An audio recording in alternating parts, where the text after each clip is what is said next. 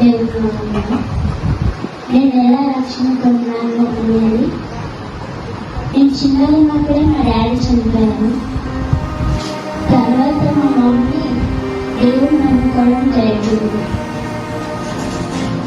నేను కొన్ని రోజులు మా నాన్న దగ్గర ఉండాను. అయితే మా మమ్మీ నా గురించి చాలా ప్రేయర్ చేసింది. 17 years అవుతుంది మా మమ్మీ నమ్ముకోండి.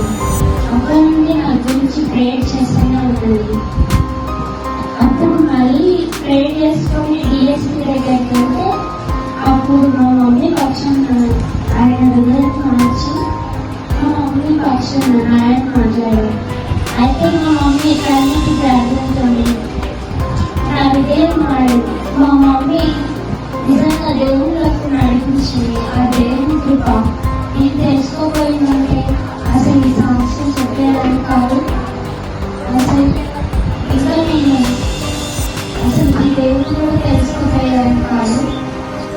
అలా దేవుడు నా జీవితంలో చాలా మేలు చేశారు.